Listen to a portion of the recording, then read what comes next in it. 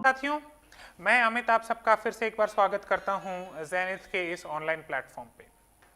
और साथियों, जैसा कि हमने हमारी लास्ट क्लास में बिजनेस का कुछ बेसिक इंट्रोडक्शन देखा था, व्यवसाय क्या होता है, व्यवसाय का एक अर्थ देखा था और व्यवसाय को लेकर कुछ इसके इंपॉर्टेंस वगैरह हमने देखे थे। आज का जो बेसिक टॉपिक हमारा साथियों वो ये है कि हमने बिजनेस को आगे कितने भागों में बांटा है, क्लासिफिकेशन ऑफ बिजनेस एक्टिविटीज, इसके ऊपर आज हमें डिस्कशन करना है। बेसिकली कल हमने देखा था कि कोई भी व्यक्ति, कोई भी मनुष्य जो होता है, उसकी जितनी भी एक्टिविटीज हैं वो दो भागों में बढ़ती हैं, इकोनॉमिक एक्टिविटी और नॉन इकोनॉमिक एक्टिविटी। और फिर हमने साथियों इकोनॉमिक एक्टिविटी को एक तरफ लिया था, उसमें बिजनेस, प्रोफेशन और आपका ये जो जॉब है या एम्प्लॉयमेंट है इसको शामिल किया था। और हमने डिस्कस किया था कि इसमें से केवल और केवल बिजनेस हमारे काम का है। तो बिजनेस के ऊपर हम एक डिटेल डिस्कशन कर चुके हैं। आइए आज बात करेंगे कि बिजनेस एक्टिविटीज जो हैं ये आगे कितने हिस्सों में बंटती हैं।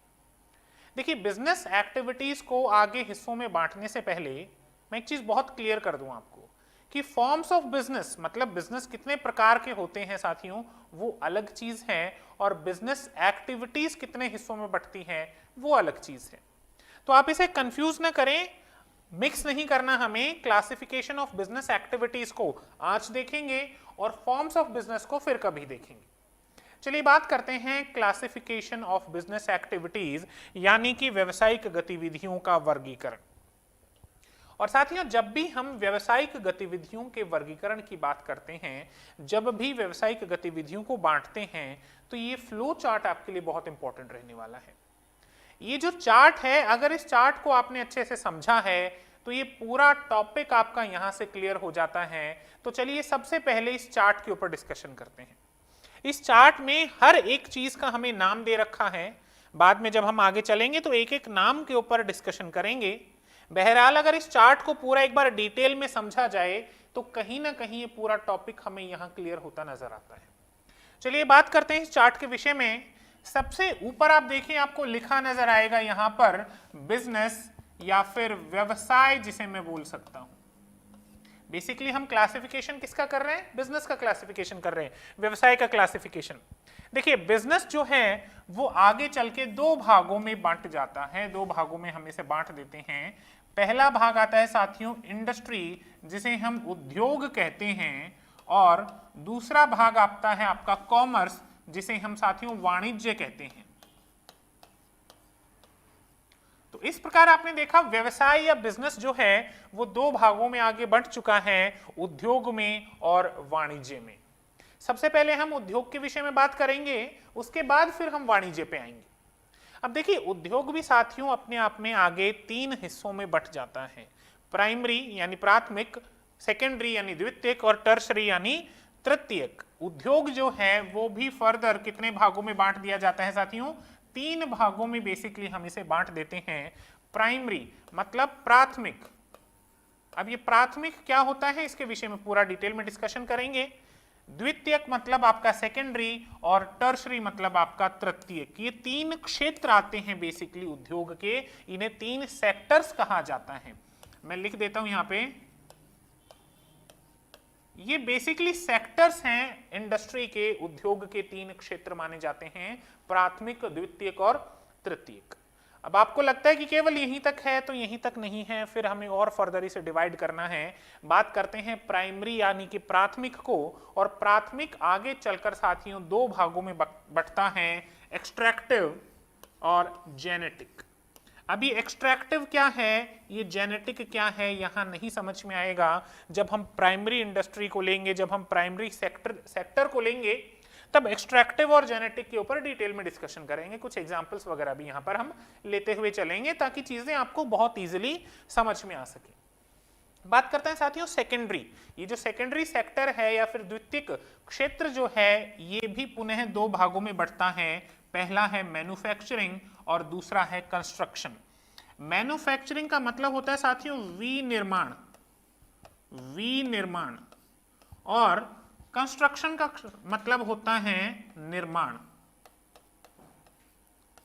देखिए, जब भी हम कोई उत्पादन करते हैं, जब भी हम कोई प्रोडक्ट बनाते हैं, मान लीजिए हमने मोबाइल बनाया, मान लीजिए हमने कार बनाई, तो ये तो मैन्युफैक्चरिंग में आएगी। और हम भवन बनाते हैं या फिर हम पुल बनाते हैं, तो साथियों ये आएगा आपका कंस्ट्रक्शन में। ठीक है भाई, तो हमने सेकेंडरी को फिर से दो भागों में बांट दिया, मैन्युफैक्चरिंग में और कंस्ट्रक्शन में। और मैन्युफैक्चरिंग अपने आप में आगे चार हिस्सों में बटेगा, एनालिटिकल में, सिंथेटिकल में, प्रोसेसिंग में और असेंबलिंग में। क्या होता है पूरा डिटेल में डिस्कशन करेंगे, घबराइएगा नहीं।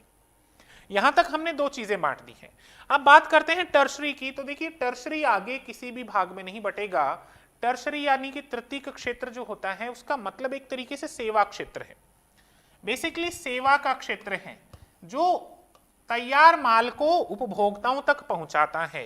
कोई कार हो गई, कोई ट्रक हो गया, कोई लॉरी है, कोई जहाज है, जिसके माध्यम से ये जो मैन्युफैक्चरिंग हुआ है ये आप तक पहुंचता है। बेसिकली जितनी भी सेवाएं हैं वो सभी तृतीय क्षेत्र में आती हैं, जिसे हम सर्विस सेक्टर के नाम से भी जानते हैं। तो ये सर्विस सेक्टर बेसिकली तृतीय क्षेत्र में आता है। तो चलिए ये हमारा डिवाइडेशन हो गया भैया उद्योग का यानी कि इंडस्ट्री का। अब देखिए हमने बात की थी कि बिजनेस जो है, व्यवसाय जो है वो दो भागों में बटा है, पहला उद्योग में और दूसरा वाणिज्य में।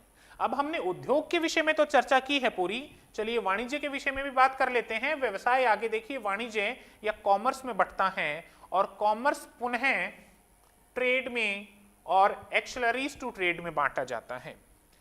ट्रेड कॉमर्स जो है पुनः ट्रेड में और एक्सेलरीज टू ट्रेड में बांटा जाता है। और ट्रेड साथियों आगे चलकर फिर से इंटरनल और एक्सटर्नल में बट जाता है, आंतरिक व्यापार और बाह्य व्यापार, इंटरनल और एक्सटर्नल। अब आपके दिमाग में एक क्वेश्चन जरूर आएगा कि सर ये इंडस्ट्री और कॉमर्स में फर्क क्या है? फिर यहां पे भी आप व्यापार कर रहे हो, यहां पे भी आप व्यापार कर रहे हो। तो देखो भाई बहुत ही सिंपल सा फर्क है। इंडस्ट्री माने क्या? इंडस्ट्री मतलब जो उत्पादन करे, जो मैन्युफैक्चरिंग करे, जो निर्माण करे, जो बनाए। और वाणिज्य अर्थात कॉमर्स माने क्या? वाणिज्य में सेल्स और परचेज भी शामिल हो जाता है। बेसिकली इसको एक एग्जाम्पल से समझते हैं कि क्या तो इंडस्ट्री है और क्या वाणिज्य है, क्या उद्योग है और क्या वाणिज्य है। चलिए इसको एक एग्जाम्पल से समझते हैं, उद्योग और वाणिज्य के बीच में क्या फर्क है। साथियों ये हमारा कोई उद्योग है और इधर हम ले लेते हैं वाणिज्य। ठीक, देखिए इंडस्ट्री और कॉमर्स के बीच के अंतर को यहां समझना है और एक बार में बहुत छोटा सा ट्रिक है इसके अंतर को समझने का। किसी भी एक व्यक्ति का एग्जाम्पल लेते हैं। मान लीजिए हमने किसी व्यक्ति का एग्जाम्पल लिया, इसको मैं इरेज कर देता हूं। किसी व्यक्ति का एग्जाम्पल लिया, मान लीजिए कोई ये मिस्टर रवि है। और ये मिस्टर रवि जो है साथियों ये क्या हैं? किसान हैं। ठीक है, मिस्टर रवि क्या करते हैं? भेड़ पालन करते हैं। समझिएगा इस पूरे एग्जाम्पल को। मिस्टर रवि भेड़ पालन करते हैं और भेड़ पालन करने से इनको मिलती है ऊन। ठीक, तो ये है उद्योग, मतलब इन्होंने भेड़ों से ऊन प्राप्त की। अब क्या करेंगे? मिस्टर रवि ने ये ऊन किसको बेच दी? मिस्टर कवि को बेच दी। ये कोई मिस्टर कवि हैं, इन्होंने ऊन से क्या किया? बनाया कपड़ा। अभी तक देखिए केवल निर्माण का काम चल रहा है। भेड़ से प्राप्त की ऊन और ऊन से प्राप्त किया कपड़ा, इन्होंने कपड़े बना दिए भाई। ये तो है साथियों उद्योग, ये है इंडस्ट्री। अब ये कपड़े ये मिस्टर कवि अपने पास तो रखेंगे नहीं, किसी न किसी को तो इन्हें बेचना ही होगा। तो ये कपड़े बेचना चाहते हैं मिस्टर डवी को। कोई एक व्यक्ति है मिस्टर डवी करके, उसको ये कपड़े बेचना चाहते हैं। बेसिकली ये डवी जो है वो ग्राहक है या मैं यूं कहूं उपभोक्ता है। अब देखिए, अब साथियों यहां एंट्री होती है हमारे वाणिज्य की यानी कि कॉमर्स की। मिस्टर कवि से ये कपड़ा जो है डायरेक्ट मिस्टर डवी तक नहीं जाएगा। हो सकता है कई बार डायरेक्ट चला जाए, वो एक अलग चीज है, तब उसको भी हम बिजनेस कह देंगे। लेकिन आमतौर पर मिस्टर कवि से ये कपड़ा डायरेक्ट मिस्टर डवी तक नहीं जाएगा, बीच में कोई मीडिएटर होगा और उस मीडिएटर का नाम क्या रखें अपन, हमारे अपने रामफल को रख देते हैं। अब ये रामफल क्या करेंगे, देखिए सुनिए इस चीज को, रामफल यहां से तैयार कपड़ा खरीदेंगे। ठीक है भाई, इन्होंने कपड़ा खरीदा और इस कपड़े में अपना प्रॉफिट जोड़ेंगे, अपना मेहनताना जोड़ेंगे और मिस्टर डवी को ये बेच देंगे। देखिए यहां तक की प्रक्रिया साथियों उद्योग मानी जाएगी और यहां से आगे की जितनी भी प्रोसेस है, प्रक्रिया है, ये वाणिज्य माना जाएगा। तो ये बिल्कुल बहुत बेसिक सा डिफरेंस है उद्योग में और वाणिज्य में, मतलब इंडस्ट्री में और आपके कॉमर्स में बेसिक क्या डिफरेंस होता है। चलिए हमने इंडस्ट्री को तो कई हिस्सों में बांट के देख लिया है, अब हम बांटते हैं अपने कॉमर्स या वाणिज्य को। तो कॉमर्स हमारा ट्रेड में और एक्सेलरीज टू ट्रेड दो हिस्सों में बंटता है। ट्रेड को पुनः फिर दो हिस्सों में बांटा गया है, इंटरनल और एक्सटर्नल। इंटरनल में हमारा होलसेल आ जाता है और रिटेल आ जाता है। जब हम एक्सटर्नल की बात करते हैं तो इंपोर्ट, एक्सपोर्ट और एंटरपोर्ट आ जाता है। क्या चीज है पूरा डिटेल में बात करेंगे। बात करते हैं साथियों एक्सेलरीज टू ट्रेड। अब यहां विषय थोड़ा सा गंभीर हो जाता है। जब भी हम एक्सेलरीज टू ट्रेड की बात करते हैं तभी स्टूडेंट्स का एक क्वेश्चन आता है कि एक्सेलरीज टू ट्रेड में हम जितनी भी चीजें देख रहे हैं, जैसे ट्रांसपोर्टेशन है, वेयर हाउसिंग है, एडवर्टीजमेंट है, बीमा है, इंश्योरेंस है, सर ये सारी चीजें तो कहीं ना कहीं सर्विस सेक्टर से मिलती जुलती नजर आती हैं।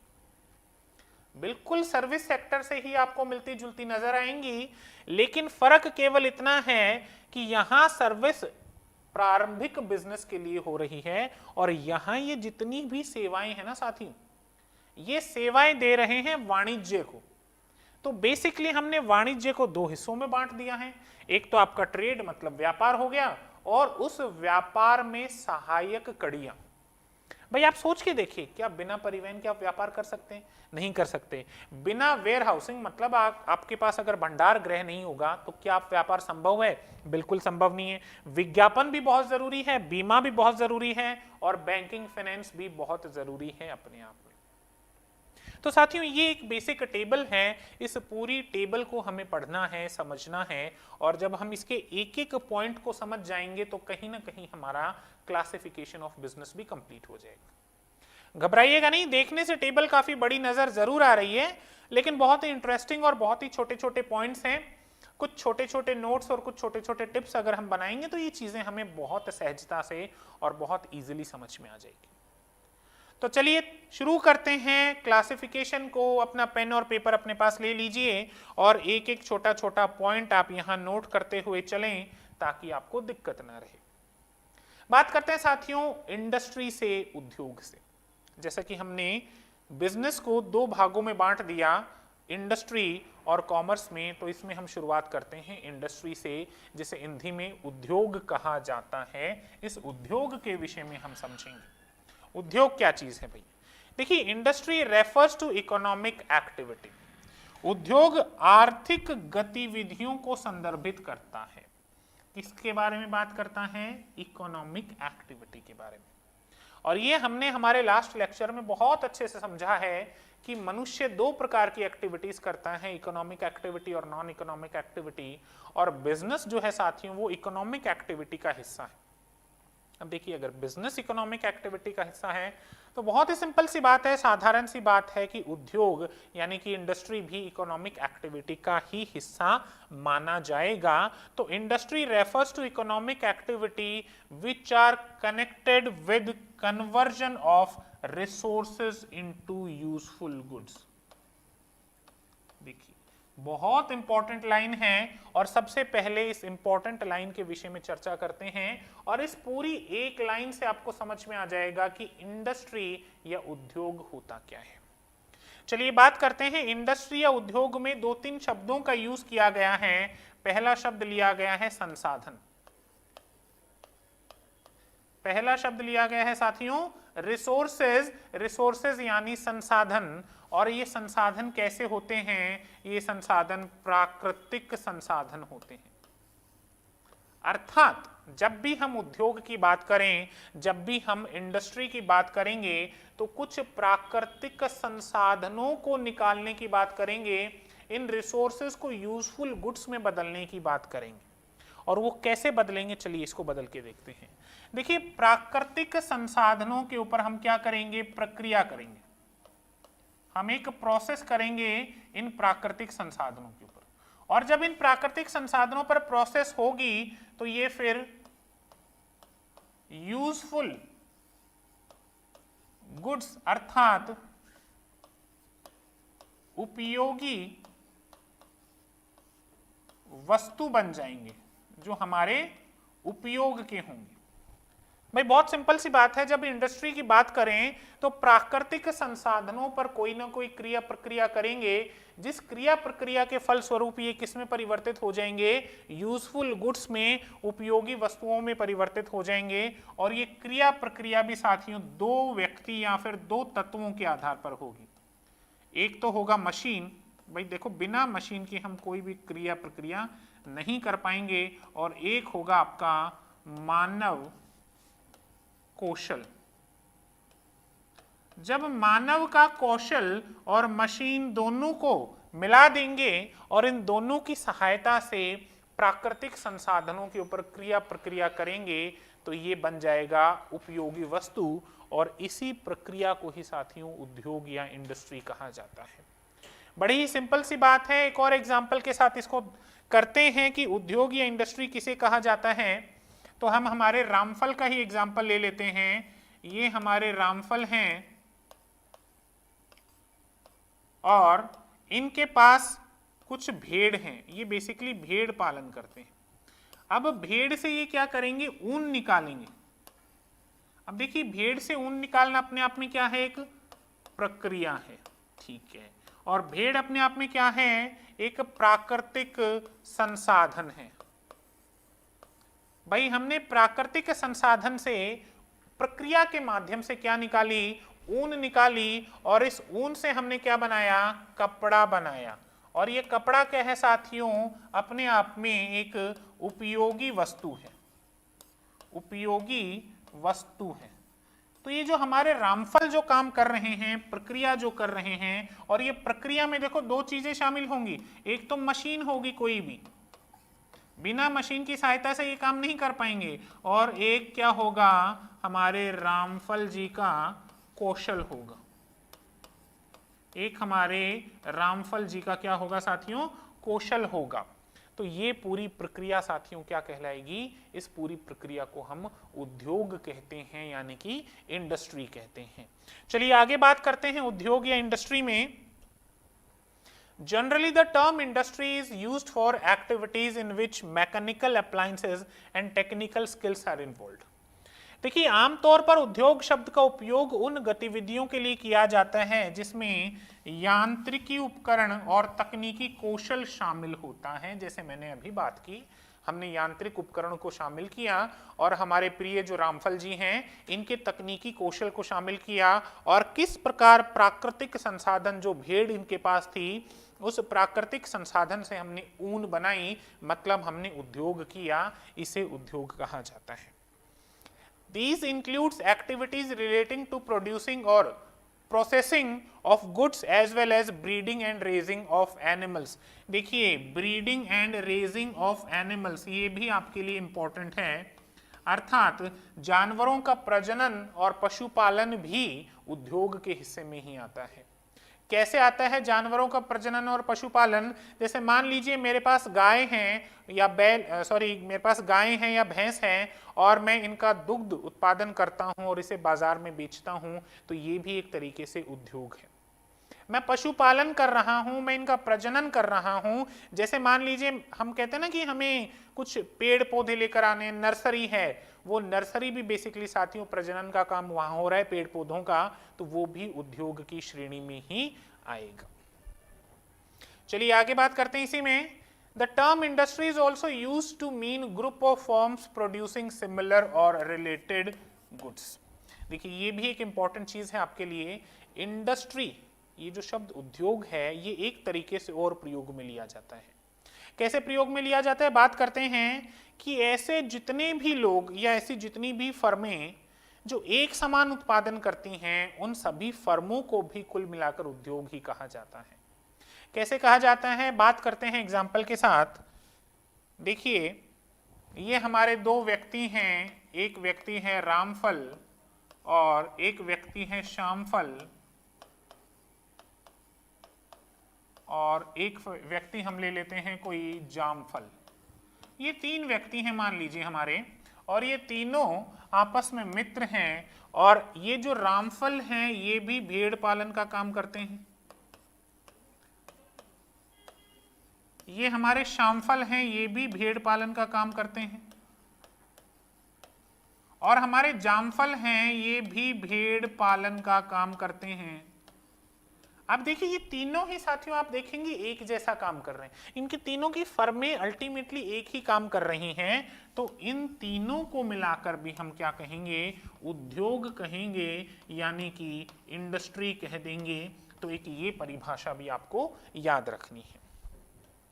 चलिए आगे बात करते हैं। Similarly electronic industry would include all forms producing electronic goods and so on. तो जैसे मान लीजिए आपने कहीं देखा होगा जो इलेक्ट्रॉनिक प्रोडक्ट्स बनाते हैं, तो इन सबको भी मिलाकर क्या बन जाता है? एक उद्योग बन जाता है। चलिए आगे बात करते हैं इसी में ही। Further, in common parlance, certain services like banking and insurance are also referred to as industry, say banking industry, insurance industries, etc. इसके अलावा आम बोलचाल की भाषा में बैंकिंग और बीमा जैसी कुछ सेवाओं को उद्योग के रूप में भी संदर्भित किया जाता है। जरूरी नहीं है, लेकिन उसके रूप में भी संदर्भित किया जाता है, जैसे बैंकिंग उद्योग और आपका बीमा उद्योग। ये देखिए साथियों, इस पूरी इमेज की सहायता से हम सबसे पहले इंडस्ट्री को समझने की कोशिश करेंगे, और फिर देखेंगे कि इंडस्ट्री आगे कितने भागों में बटी है। हमने जब व्यवसाय को हमने जब हमारा जो बिजनेस है उसे दो भागों में बांटा था, तो हमने पहला लिया था इंडस्ट्री और दूसरा लिया था कॉमर्स यानी कि वाणिज्य। और फिर जब हम इंडस्ट्री यानी कि उद्योग में चल रहे थे, उद्योग के विषय में बात कर रहे थे, तब हमने उद्योग को फिर से तीन भागों में बांटा था, प्राथमिक क्षेत्र, द्वितीयक क्षेत्र और तृतीयक क्षेत्र। तो अब वहीं पर हम चलेंगे, प्राथमिक क्षेत्र, द्वितीयक क्षेत्र और तृतीयक क्षेत्र के विषय में बात करते हैं। चलिए पहले देखते हैं कि इंडस्ट्री में be divided into 3 broad categories. उद्योगों को प्राथमिक, द्वितीयक और तृतीयक तीन व्यापक श्रेणियों में विभाजित किया जा सकता है। आपके लिए बहुत इंपॉर्टेंट पॉइंट है। हमने साथियों उद्योग को कितने भागों में बांट दिया? उद्योग को तीन भागों में बांट दिया। पहला भाग है प्राइमरी, दूसरा भाग है सेकेंडरी और तीसरा भाग है टर्शरी, यानी आपका प्राथमिक, द्वितीयक और तृतीयक। आप देखिए यहाँ प्राइमरी जहां लिखा है, प्राथमिक जहां लिखा है, आपको एक तेल का कुआं यहां नजर आ रहा होगा, एक मशीन ऐसी नजर आ रही होगी जो कहीं ना कहीं तेल निकाल रही है जमीन में से। जब आप सेकेंडरी को देखेंगे, द्वितीयक को देखेंगे, यहाँ कोई कारखाना आपको नजर आया होगा जिसमें से चिमने से धुआं निकलता आपको दिख रहा है। और तृतीय या फिर टर्शरी में देखेंगे कि एक व्यक्ति कुछ सामान को परचेस कर रहा है, खरीद रहा है। क्या है ये प्राथमिक, क्या है द्वितीयक, क्या है तृतीयक? चलिए इसको डिटेल में डिस्कस करते हैं।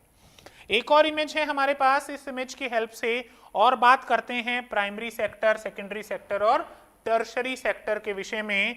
प्राइमरी सेक्टर मतलब आपका प्राथमिक क्षेत्र साथियों, सेकेंडरी आपका द्वितीयक क्षेत्र और टर्शरी आपका तृतीयक क्षेत्र। अब समझिएगा इस चीज को, प्राथमिक और द्वितीयक में क्या फर्क है?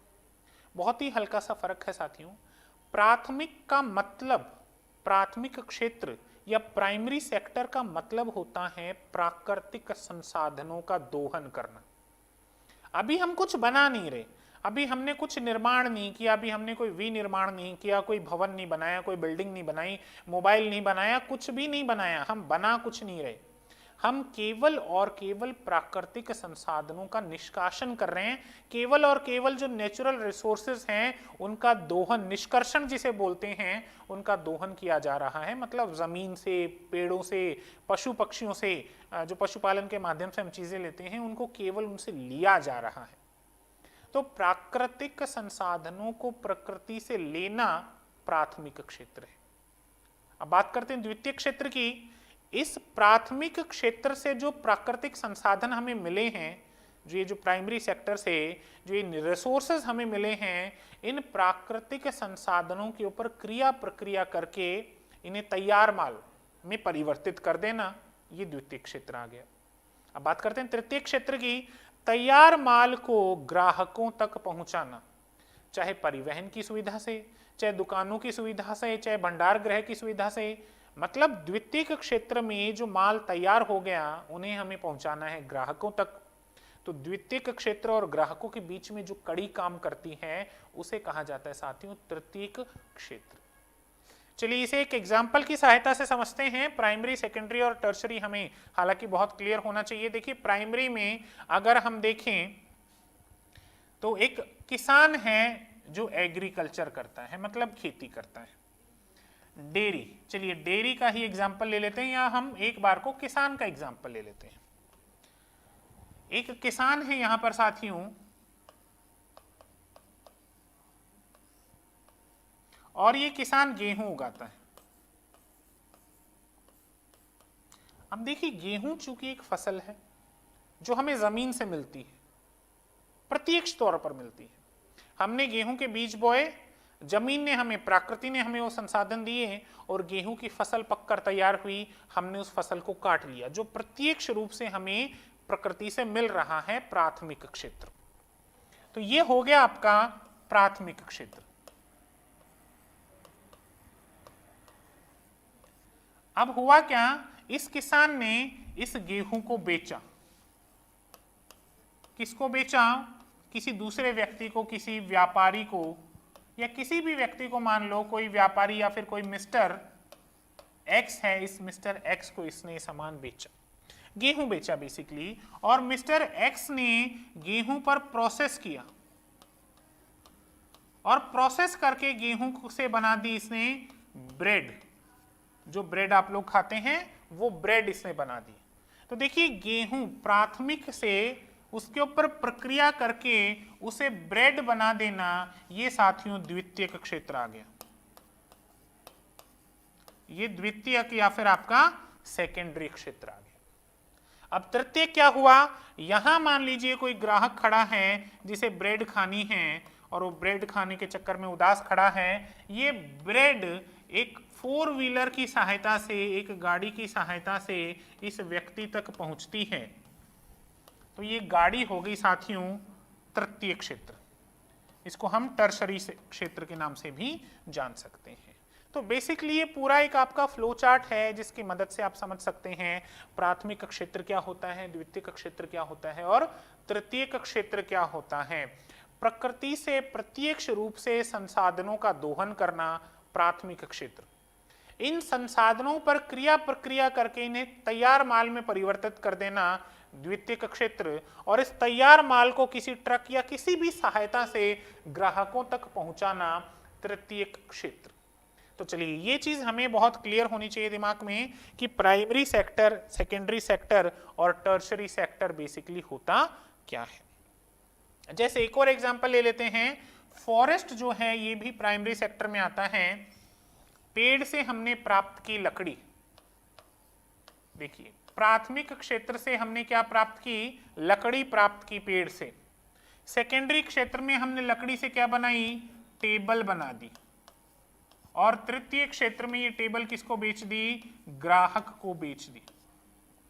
अब और क्लियर होना चाहिए, लकड़ी ली, प्राकृतिक संसाधन है, प्राथमिक क्षेत्र में दोहन किया, द्वितीय क्षेत्र में उसके ऊपर कुछ भी क्रिया प्रक्रिया करके उसे टेबल में कन्वर्ट कर दिया, और तृतीय क्षेत्र में संसाधन ये जितने भी जैसे ट्रांसपोर्टेशन हो गया इन सब की मदद से ग्राहकों तक उसे पहुंचा दिया। तो साथियों ये बेसिक फर्क है प्राथमिक, द्वितीयक और तृतीयक क्षेत्र में। उम्मीद है यहां तक चीजें बिल्कुल आपको क्लियर हुई होंगी। चलिए बात करते हैं अब डिटेल में प्राइमरी इंडस्ट्री यानी कि प्राथमिक उद्योग के विषय में। हालांकि हमने एक फ्लो चार्ट बना के एग्जांपल देख के प्राइमरी, सेकेंडरी और टर्शरी को पूरा डिटेल में समझा है, लेकिन फिर भी इनकी डिटेल अब पढ़ते हैं कि प्राथमिक क्षेत्र क्या है, प्राथमिक क्षेत्र आगे फिर से 2 भागों में कैसे बंटता है, ये 2 भाग कौन से हैं, इन भागों के विषय में भी बात करनी है। सेकेंडरी पर आएंगे तब इसके 4 भाग देखेंगे, लेकिन फिलहाल हम प्राइमरी के 2 भागों के विषय में बात करेंगे और प्राइमरी यानी कि प्राथमिक उद्योग का अर्थ क्या है इसके विषय में बात करेंगे। देखिए बहुत सिंपल सी परिभाषा यहां लिखी गई है कि इसमें वे सभी गतिविधियां शामिल हैं जो प्राकृतिक संसाधनों के निष्कर्षण और उत्पादन और जीवित जीवों, पौधों आदि के प्रजनन और विकास से संबंधित है। आपको यहां 2 से 3 चीजें देखनी है। प्राथमिक क्षेत्र, प्राकृतिक संसाधनों का निष्कर्षण या प्राकृतिक संसाधनों का उत्पादन, जैसे हमने पेड़ से लकड़ी काटी, अब ये प्राकृतिक संसाधन का हुआ उत्पादन, या फिर हमने जमीन में से तेल निकाला, ये हुआ प्राकृतिक संसाधनों का निष्कर्षण। क्लियर, ये 2 चीज तो है ही हैं। इसके अलावा पशुपालन और प्रजनन ये भी प्राथमिक क्षेत्र में ही आता है। जैसे मैंने भेड़ का एग्जांपल आपको दिया कि भेड़ से हमें प्राप्त हुई ऊन, ये पशुपालन भी साथियों प्राथमिक क्षेत्र में ही आता है। देखिए प्राथमिक क्षेत्र को आगे 2 भागों में बांट दिया है। पहला भाग जो है वो है आपका एक्सट्रैक्टिव इंडस्ट्री या फिर निकालने वाले उद्योग। ये उद्योग प्राकृतिक स्रोतों से उत्पाद निकालते हैं, जैसे कच्चे तेल को निकालना, जैसे खदानों में से कोयला निकालना, हीरा निकालना, पेड़ से लकड़ी को अलग कर लेना, मतलब जितने भी प्राकृतिक संसाधन हैं उन्हें निकालना, बाहर निकालना या फिर उन्हें अपने पास लाना, यही इसके प्राथमिक क्षेत्र का निकालने वाला उद्योग बन जाता है, एक्सट्रैक्टिव इंडस्ट्री बन जाती है। Extractive industry supply some basic raw material that are mostly products of geographical or natural environment. निष्कर्षण उद्योग कुछ बुनियादी कच्चे माल की आपूर्ति करते हैं जो ज्यादातर भौगोलिक या प्राकृतिक वातावरण के उत्पाद होते हैं। इन उद्योगों के उत्पादों को आमतौर पर विनिर्माण उद्योग द्वारा कई अन्य उपयोगी वस्तुओं में परिवर्तित कर दिया जाता है। देखिए कितनी इंपॉर्टेंट बात इन्होंने यहाँ कही है। इन्होंने कही है कि प्राथमिक क्षेत्र से निकाले गए प्राकृतिक संसाधनों को विनिर्माणी उद्योग, जो कि हम द्वितीयक क्षेत्र में पढ़ेंगे, इनकी सहायता से इन्हें उपयोगी वस्तुओं में परिवर्तित कर दिया जाता है। Important extractive industries includes farming, जिसमें खेती होती है, माइनिंग होता है, लंबरिंग होता है, हंटिंग होता है एंड फिशिंग ऑपरेशन। महत्वपूर्ण निष्कर्षण उद्योगों में खेती, खनन, लकड़ी काटने, शिकार और मछली पकड़ने के संचालन आदि शामिल हैं। इंपॉर्टेंट है, आप इसे नोट डाउन करें। भाई ये एग्जाम्पल्स हैं कि प्राथमिक क्षेत्र में क्या क्या काम कोई भी व्यक्ति करता है। बात करते हैं साथियों दूसरे जेनेटिक इंडस्ट्रीज के बारे में। प्राथमिक क्षेत्र में हम एक्सट्रैक्टिव इंडस्ट्री को समझ चुके हैं, निष्कर्षण को हम समझ चुके हैं। अब बात करते हैं जेनेटिक इंडस्ट्री यानी कि आनुवांशिकी उद्योग के विषय में। और ये आनुवांशिकी क्या है समझिए इसको। ये उद्योग आगे के प्रजनन में उनके उपयोग के लिए पौधों और जानवरों के प्रजनन में लगे हुए हैं। These industries are engaged in breeding plants and animals for their use in further production. देखिए हमने बहुत अच्छे से ये चीज समझी है कि मुर्गी पालन होता है, मछली पालन होता है, भेड़ पालन भी होता है, और आगे के उपयोगों के लिए हमें और पशु चाहिए और पेड़ पौधे चाहिए, तो इनका जो प्रजनन कराया जाता है साथियों, बेसिकली ये भी प्राथमिक क्षेत्र का ही हिस्सा बनता है। और ये प्राथमिक क्षेत्र के आनुवांशिकी उद्योग माने जाते हैं। जेनेटिक, देखिए नाम से ही समझ में आता है आनुवांशिकी उद्योग, जो कि कहीं ना कहीं आपके प्रजनन से रिलेटेड हैं, ब्रीडिंग से रिलेटेड हैं। चलिए तो यहां हमारा साथियों प्राथमिक क्षेत्र जो है वो कहीं ना कहीं कंप्लीट होता है। इसमें जो आनुवांशिकी है उसके एग्जाम्पल देख लेते हैं हम। बीज और नर्सरी कंपनियां आनुवांशिक उद्योग की विशिष्ट उदाहरण है। मैं देखिए जो हम आज के दिन बाजरा खाते हैं, जो गेहूं खाते हैं, जरूरी नहीं पहले ऐसे ही बीज मिला करते थे। जो व्यक्ति खेती किसानी से जुड़ा हुआ है उसे बहुत अच्छे से पता है कि बीज भी धीरे धीरे इंप्रूव हुए हैं, और ये बीजों को धीरे धीरे विकसित करना अपने आप में एक प्रजनन ही है, और ये प्राथमिक क्षेत्र का एक हिस्सा माना जाता है। पोल्ट्री फार्म भी इसका एक अच्छा उदाहरण है। मछली पालन भी मैंने जैसा बताया इसका एक अच्छा उदाहरण माना जा सकता है। तो साथियों इसी के साथ आपका प्राथमिक क्षेत्र यहाँ कंप्लीट होता है। सिंपल सी दो चीजें समझनी है प्राथमिक क्षेत्र में। पहली बात ये कि प्रकृति से प्राकृतिक संसाधनों का दोहन करना ही प्राथमिक क्षेत्र है, एक बात। दूसरी बात ये प्राथमिक क्षेत्र साथियों दो तरीके का होता है।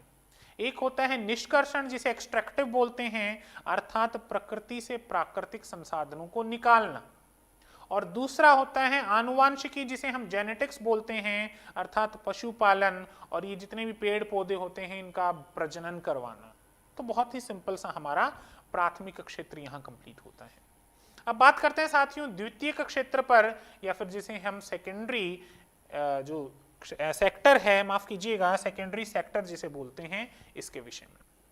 देखिए सेकेंडरी सेक्टर अपने आप में बहुत सिंपल सेक्टर है।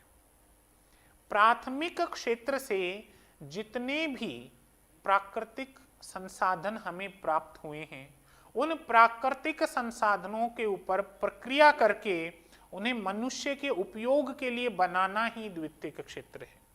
एक एग्जाम्पल ले लेते हैं प्राथमिक क्षेत्र और द्वितीयक क्षेत्र के विषय में। देखिए इस बार थोड़ी सी चित्रकारी अपने को करनी पड़ेगी, हालांकि पेड़ पीले रंग का नहीं होता, पर आप समझ लीजिए एक पीला पेड़ है। इस पेड़ के तने से, ये जो पेड़ का तना है, इस तने से हमने क्या की, लकड़ी अलग की। देखिए, और ये लकड़ी हमें कैसी दिखेगी देखने में, कुछ ऐसी सी हमें देखने को मिलेगी। ये पेड़ का बेसिकली तना है, इस तने से हमने साथियों क्या की, लकड़ी को अलग किया। ये है प्राथमिक क्षेत्र। मतलब हमने प्रकृति से प्राकृतिक संसाधन, ये देखिए प्राकृतिक है और ये एक तरीके से संसाधन है, हमने प्रकृति से हमारे इस प्राकृतिक संसाधन को प्राप्त किया है। यहां तक प्राथमिक क्षेत्र हो जाता है। अब मुझे बताएं ईमानदारी से कि कौन ऐसा व्यक्ति होगा जो प्रत्यक्ष इस लकड़ी के ऊपर बैठ जाएगा, या कौन ऐसा व्यक्ति होगा जो इस लकड़ी के ऊपर, ये जो लकड़ा है या तना है, इस तने के ऊपर बैठकर अपनी कक्षा कौन लेगा, इस तने के ऊपर बैठकर गृह कार्य होमवर्क कौन करेगा, या फिर कौन ऐसा मूर्ख होगा जो प्रत्यक्ष रूप से इस तने पर सो जाएगा। कहने का अर्थ ये है कि ये तना फिलहाल अनुपयोगी है। ये तना जो है साथियों ये कैसा है, अनुपयोगी है मनुष्य के लिए। अब एंट्री होती है हमारे सेकेंडरी क्षेत्र की। हमारा जो सेकेंडरी सेक्टर है, द्वितीयक क्षेत्र है, वो बोलता है ऐसा कैसे, कैसे अनुपयोगी हो सकता है, हम बनाएंगे इसको उपयोगी, और सेकेंडरी क्षेत्र इसको उपयोगी बनाने लग जाता है। अब देखो भैया हवा में तो उपयोगी ये बनने से रहा, तो सेकेंडरी क्षेत्र क्या करता है, इसके ऊपर प्रक्रिया करता है। ठीक है, प्रक्रिया की और प्रक्रिया करके इसे ऐसी शक्ल दे देता है और इसके नीचे 4 पैर जोड़ देता है। ये बन गई आपकी टेबल। देखिए अनुपयोगी से किस में बदल दिया, उपयोगी में। अर्थात द्वितीयक क्षेत्र ने प्राथमिक क्षेत्र से जो कच्चा माल या जो संसाधन मिला उसके ऊपर प्रक्रिया करी और उस संसाधन को मनुष्य के लिए उपयोगी बना दिया। बस यही आपका द्वितीयक क्षेत्र है। बहुत ही सिंपल सी परिभाषा है द्वितीयक क्षेत्र की, कोई ज्यादा दिक्कत नहीं देगी।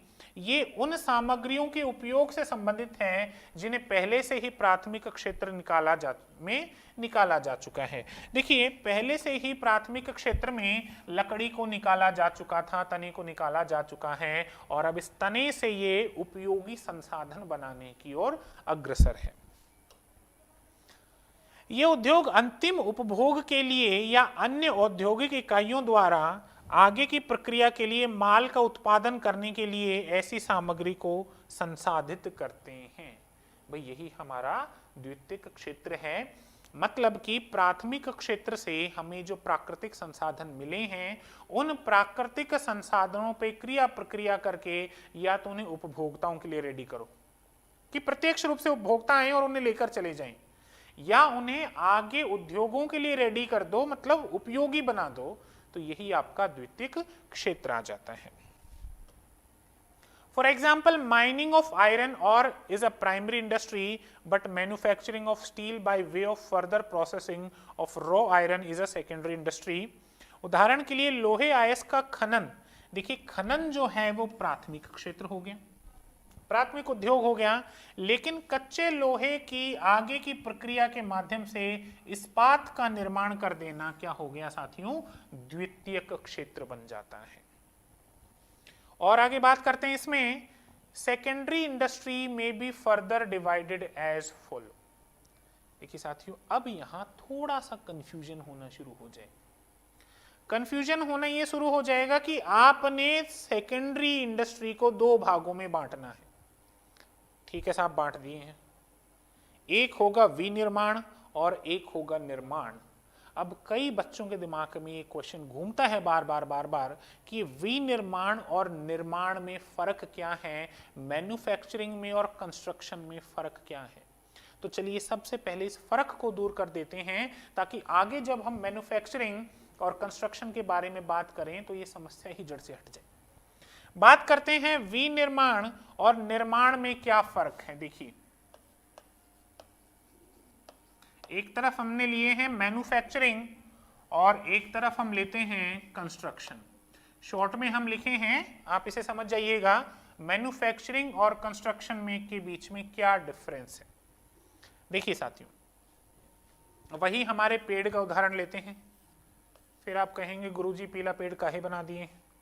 अब देखिए पीला पेड़ हमने लिया और इस पेड़ से हमने ये लकड़ी काटी, इसका तना हमें प्राप्त हुआ और तने से हमने क्या बनाया था, टेबल बनाए थे हम।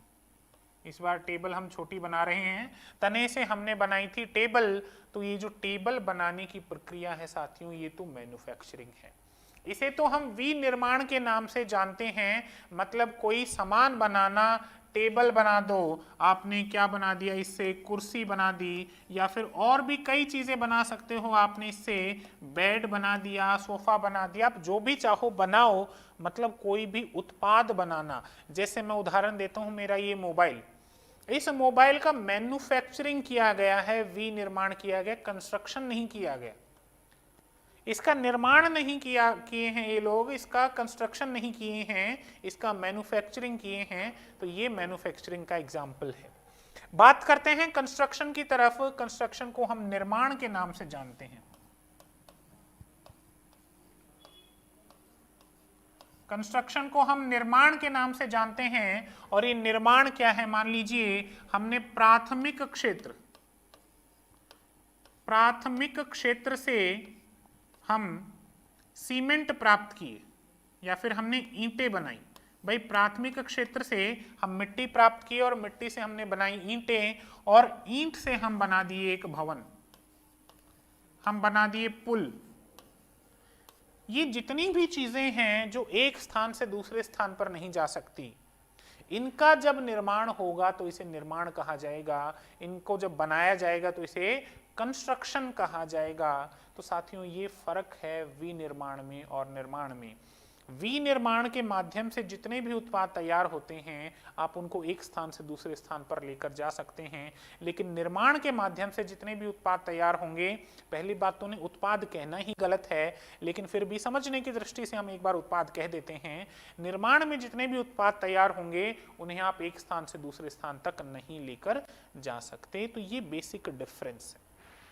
बहरहाल बात हम कर रहे थे द्वितीयक उद्योग की, सेकेंडरी इंडस्ट्री के विषय में, और सेकेंडरी सेक्टर को हमने दो भागों में बांटा।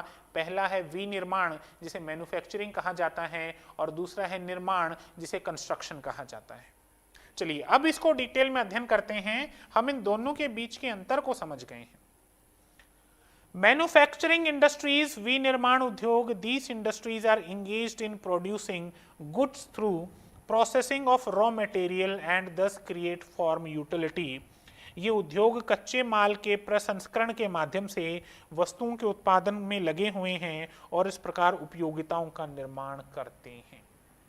देखिए ये उपयोगिता का निर्माण करते हैं। यहाँ एक शब्द आया है साथियों उपयोगिता, हालांकि उपयोगिता हमारे विषय का नहीं है, उपयोगिता के ऊपर कोई प्रश्न यहाँ नहीं पूछ रहे हैं, लेकिन फिर भी अगर उपयोगिता शब्द आया है तो जानना जरूरी है कि उपयोगिता का अर्थ होता क्या है। उपयोगिता का अर्थ होता है साथियों किसी भी उत्पाद की शक्ति जो हमारी आवश्यकता को संतुष्ट कर दे।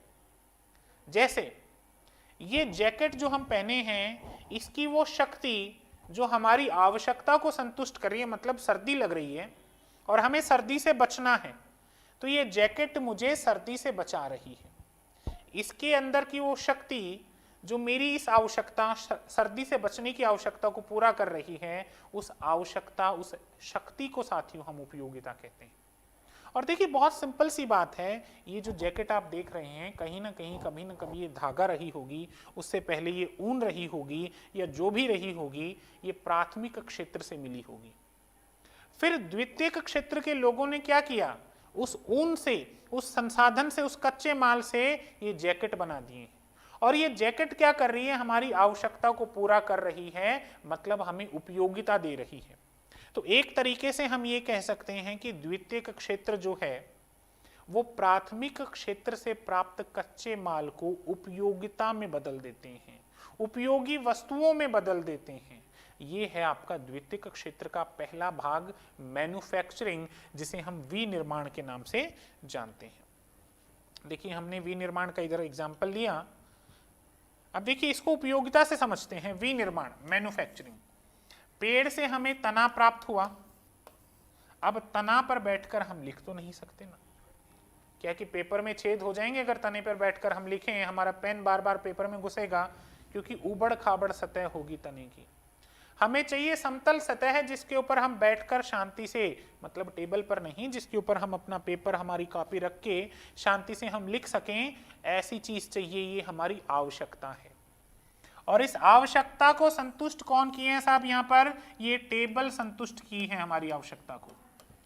तो क्या हम ये नहीं कह सकते कि प्राकृतिक संसाधनों को हमारी आवश्यकता को संतुष्ट करने में बदल देना ही विनिर्माण है या फिर मैन्युफैक्चरिंग है। ये विविध तैयार उत्पाद लाते हैं जिनका हम उपभोग करते हैं, या कच्चे माल या आंशिक रूप से तैयार सामग्री को उनके निर्माण कार्यों में परिवर्तित करके उपयोग करते हैं। ठीक है, ये सिंपल सा इसका एक एग्जाम्पल आ जाता है। बात करते हैं कि विनिर्माण उद्योग भी साथियों आगे 4 हिस्सों में बंटता है। कहेंगे गुरुजी कितने हिस्सों में बांटेंगे, बस ये लास्ट है।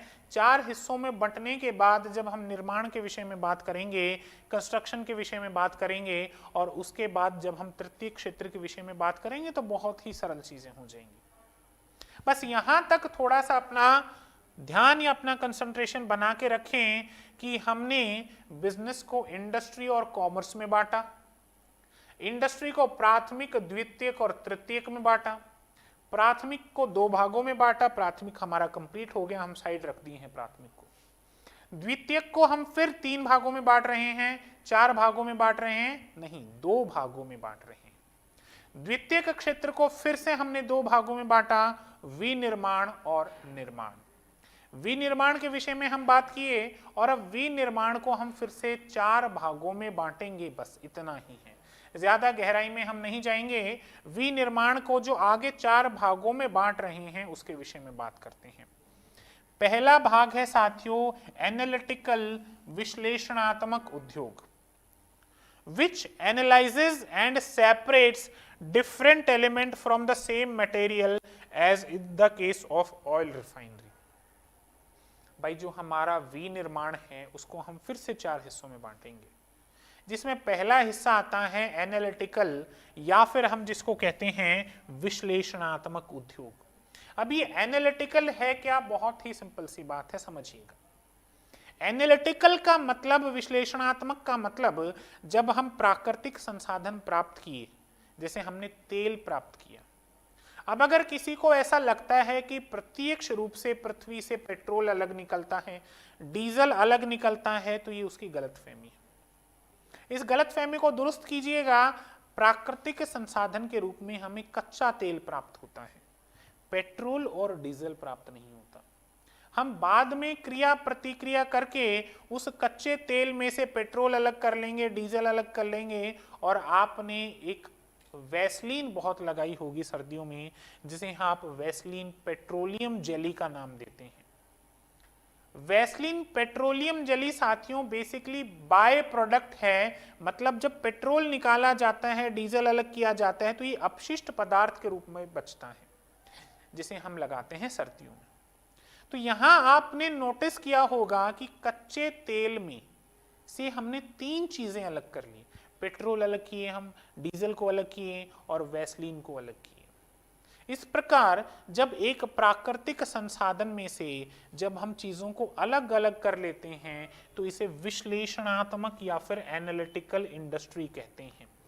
कैसे, इसका एक एग्जाम्पल लेते हैं।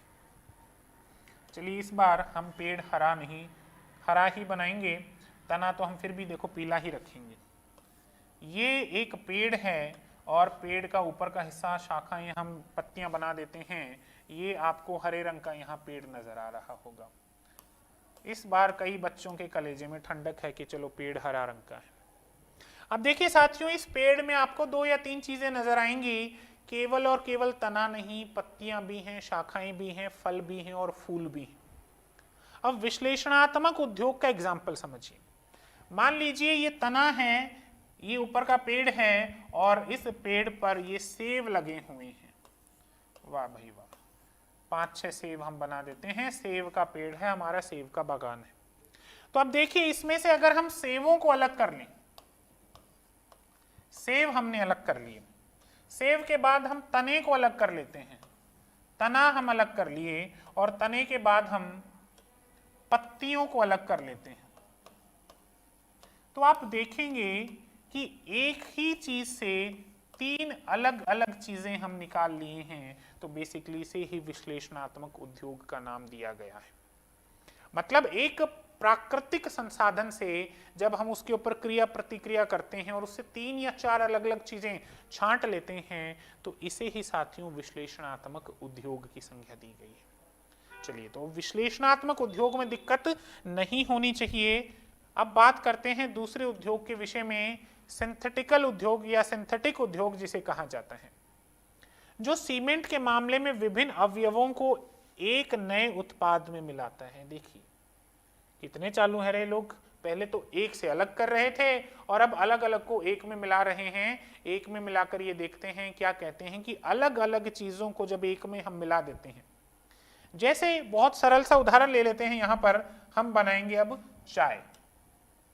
चलिए हम चाय बनाते हैं और चाय जब आप देखते हैं तो आप देखेंगे कि चाय में पानी भी पड़ता है, चाय में दूध भी पड़ता है, चाय में शक्कर भी पड़ती है और चाय में चाय पत्ती भी पड़ती है। बाकी अदरक वगैरह आप डालें तो आपकी इच्छा है। अब देखिए जब इन चारों चीजों को मिलाकर हम एक कर दिए हैं तो इसे हम सिंथेटिक उद्योग बोलेंगे।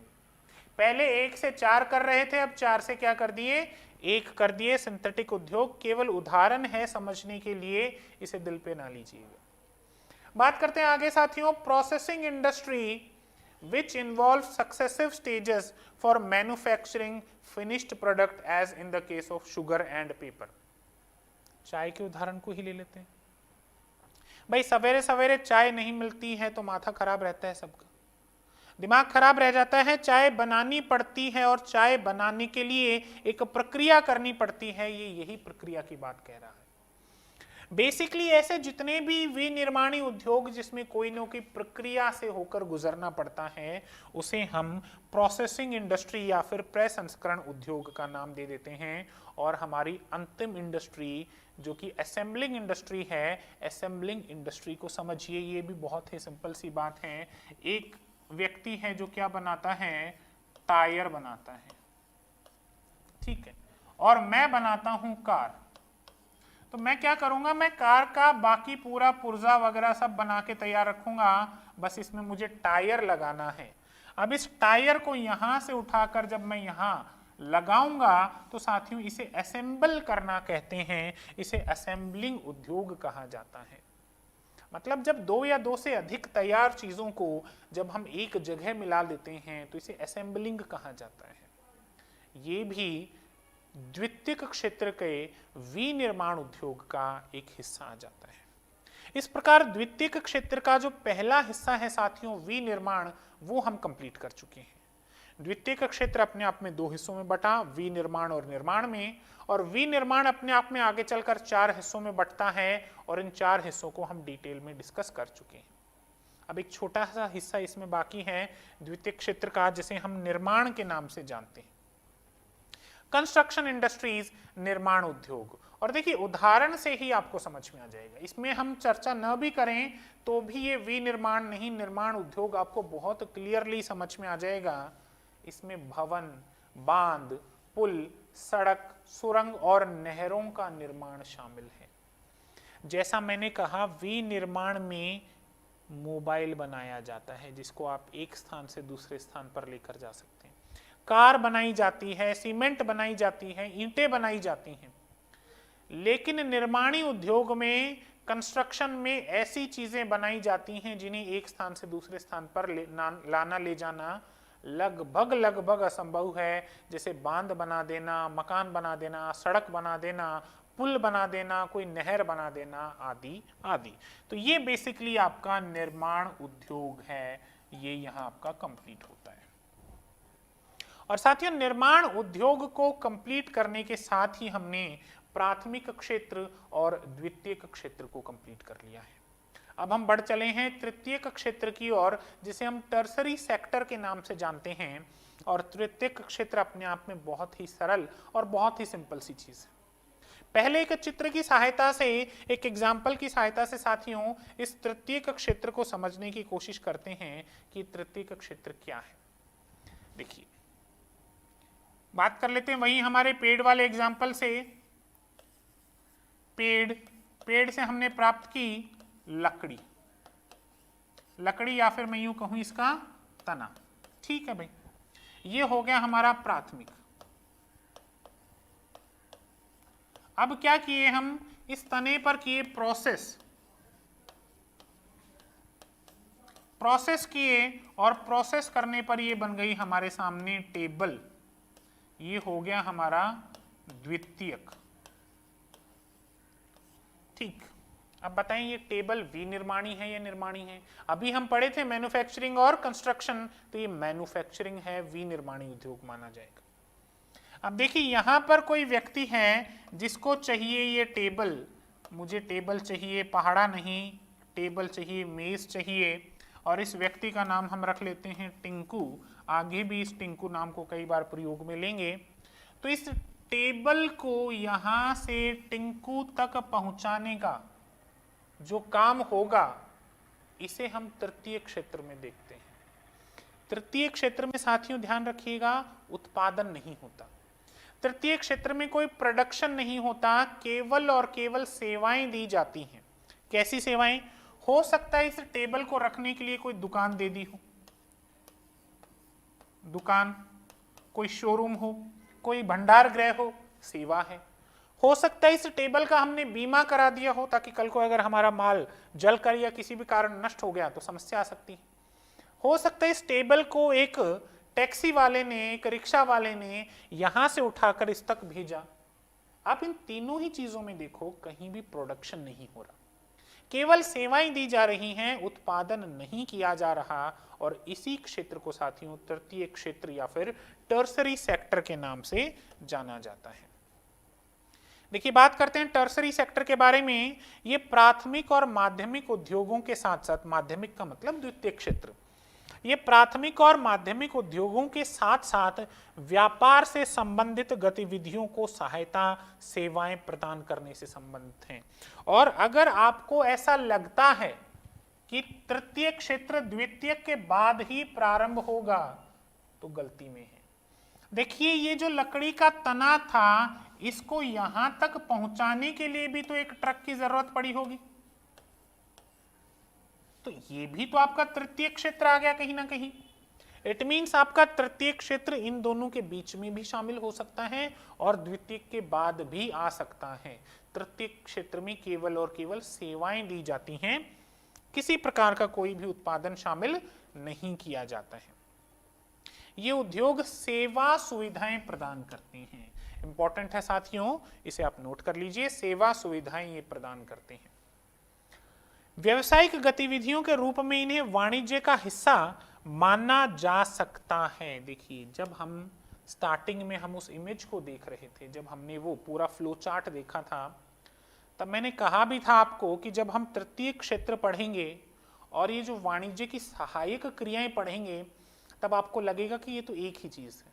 और हाँ, देखा जाए तो एक ही चीज है, लेकिन वहां जो प्राथमिक, द्वितीयक और तृतीयक क्षेत्र हैं, यहाँ इनका उपयोग किसी दूसरे सेंस में हमने देखा है, और जब वहां देखेंगे वाणिज्य की सहायक क्रियाओं में, तब इसको हम दूसरे सेंस में देखेंगे। हालांकि है दोनों चीजें समान ही, वहां जाकर कंफ्यूजन नहीं करना, हमें उस पूरे कंफ्यूजन को क्लियर करेंगे और पॉइंट दर पॉइंट समझते हुए चलेंगे। चलिए, बहरहाल हमारा तृतीयक क्षेत्र भी यहां कंप्लीट होता है, टर्शरी सेक्टर जिसे कहा जाता है। तृतीयक क्षेत्र में देखो शामिल क्या क्या है, परिवहन शामिल है, बैंकिंग शामिल है, बीमा शामिल है, भंडारण शामिल है, संचार शामिल है, पैकेजिंग शामिल है, और आपका विज्ञापन भी शामिल है कहीं ना कहीं तृतीयक क्षेत्र में। तो साथियों, इसी के साथ हमने व्यवसाय का पहला हिस्सा यहां पूरा कर लिया है। व्यवसाय का पहला हिस्सा मतलब क्या? उद्योग। उद्योग मतलब इंडस्ट्री, और इंडस्ट्री को हमने तीन भागों में बांटा, प्राथमिक, द्वितीयक और तृतीय। प्राथमिक को फिर हमने दो भागों में बांटा, द्वितीयक को फिर हमने दो भागों में बांटा, और द्वितीयक में जो पहला भाग था विनिर्माणी, उसे हमने चार हिस्सों में बांट कर देखा। फिर हमने निर्माण उद्योग को देखा, और अंत में हमने तृतीय क्षेत्र के विषय में बात की। इसी के साथ आपका दी एंड हो जाता है उद्योग या इंडस्ट्री का। अब हमें शुरुआत करनी है कॉमर्स या व्यापार से। पहला भाग हमारा कंप्लीट है, दूसरे भाग की बात करते हैं। इसे कहा जाता है कॉमर्स या व्यापार। अब ध्यान दीजिएगा, मैंने स्टार्टिंग में ही कॉमर्स और इंडस्ट्री के बीच में आपको अंतर बताया था। जब कक्षा शुरू हुई थी तभी हमने डिस्कशन किया था कि उद्योग या इंडस्ट्री में उत्पादन किया जाता है, और कॉमर्स या वाणिज्य में या कॉमर्स या व्यवसाय में बेसिकली क्या किया जाता है? बेचा जाता है। बेचा तो प्राथमिक में भी जाता है, बेचा तो उद्योगों में भी जाता है, लेकिन उद्योगों में उसी चीज को बनाया जाता है, और कॉमर्स में उस चीज को खरीद कर उसमें अपना मुनाफा जोड़कर आगे बेचने की प्रक्रिया की जाती है। मतलब निर्माण नहीं किया जाता यहां पर, इसे कॉमर्स कहा जाता है। बात करते हैं साथियों कॉमर्स के विषय में। एक एग्जाम्पल की सहायता से कॉमर्स और उद्योग को समझ लेते हैं। यहां हम ले लेते हैं हमारी इंडस्ट्री, यहां हम ले लेते हैं कॉमर्स। ठीक, फर्क समझते हैं साथियों दोनों का। इंडस्ट्री देखिए, फिर से हमारा पेड़, पेड़ से हमने बनाया तना, मतलब तना निकाला, और तने से हमने क्या बना दी? टेबल बना दी। ये तो आ गया साथियों आपका इंडस्ट्री। ठीक, अब हुआ क्या? यहां कोई व्यक्ति था टिंकू। टिंकू ने कहा कि ये टेबल हमको बेच दो 5,000 में। टिंकू ने दिए 5,000 रुपये और ये टेबल खरीद ली।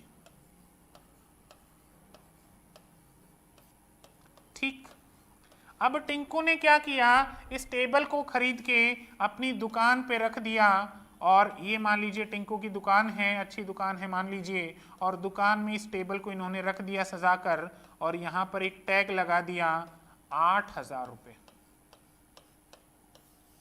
अब कोई व्यक्ति है रिंकू नाम से, रिंकू ने 8,000 रुपये दिए और ये टेबल खरीद ली। अब देखिए, यहां तक साथियों उद्योग है, लेकिन जैसे ही टिंकू ने उद्योग से ये चीज खरीदी और अपना 5,000 में खरीदे थे ये, और 3,000 मुनाफा जोड़े हैं, 3,000 मुनाफा जोड़कर इसे ग्राहक को बेच दिया, ये साथियों व्यापार है। इसे कहा जाता है कॉमर्स। तो ये डिफरेंस हमें समझना बहुत जरूरी है कि कॉमर्स किसे कहा जाता है। और देखिए, कॉमर्स में या फिर वाणिज्य में दो प्रकार की गतिविधियां शामिल की जाती हैं। पहली गतिविधि व्यापार, और दूसरी गतिविधि व्यापार की सहायक गतिविधियां। जब हम कॉमर्स की बात करते हैं, जब हम वाणिज्य की बात करते हैं, तो इसमें दो गतिविधियों को शामिल किया जाता है। व्यापार को मतलब ट्रेड को, और एक्सलरीज टू ट्रेड मतलब व्यापार की सहायक क्रियाओं को। तो चलिए सबसे पहले ट्रेड पे बात करेंगे और फिर एक्सलरीज टू ट्रेड के विषय में बात करते हैं। आइए बढ़ते हैं हम ट्रेड की तरफ।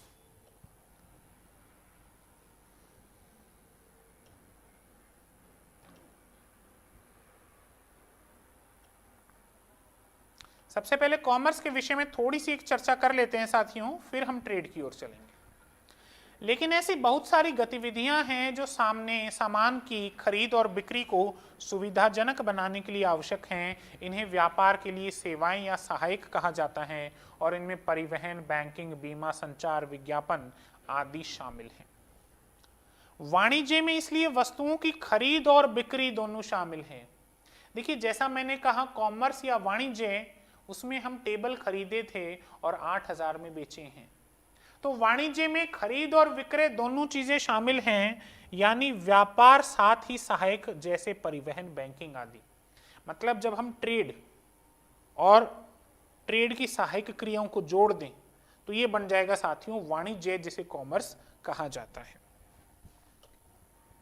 Commerce provide the necessary link between producer and consumer. वाणिज्य जो है उत्पादकों और उपभोक्ताओं के बीच में आवश्यक कड़ी प्रदान करता है। समझेंगे इसको उस एग्जाम्पल की सहायता से। देखिए, हमने एग्जाम्पल बनाया था, ये उत्पादक है बेसिकली, इसने टेबल बनाई है, और ये ग्राहक है, उपभोक्ता।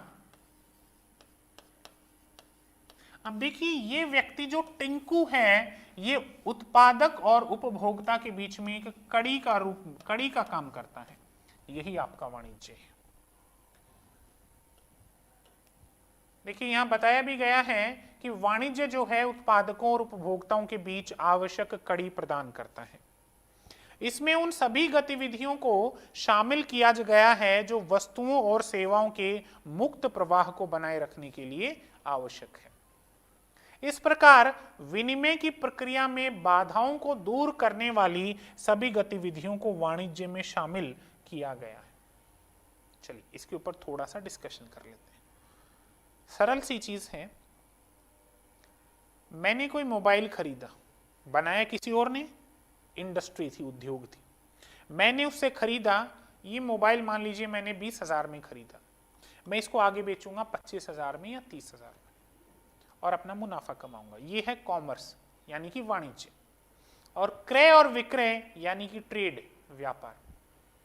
लेकिन एक बहुत ही सरल सी बात है, बहुत ही सिंपल सा क्वेश्चन है कि क्या बिना ट्रांसपोर्टेशन के, क्या बिना परिवहन संसाधनों के, क्या बिना पैसे के, क्या बिना इंश्योरेंस या बीमा के, क्या बिना भंडार गृह के मैं ये मोबाइल खरीद के आगे बेच सकता हूं? एक बार को चलो हमने एक मोबाइल खरीदा, 2 मोबाइल खरीदा, तो ये बात ठीक है, हम खरीद कर ले आए, अपने पर्सनल गाड़ी से हम गए और खरीद के ले आए।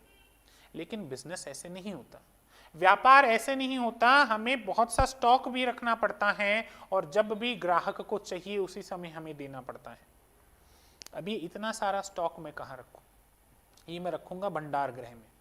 मोबाइल में लेकर कैसे आऊं? मैं लाऊंगा किसी न किसी ट्रक या ट्रांसपोर्टेशन, परिवहन के साधन से। और देखिए, इस एग्जाम्पल को समझिएगा डिटेल में।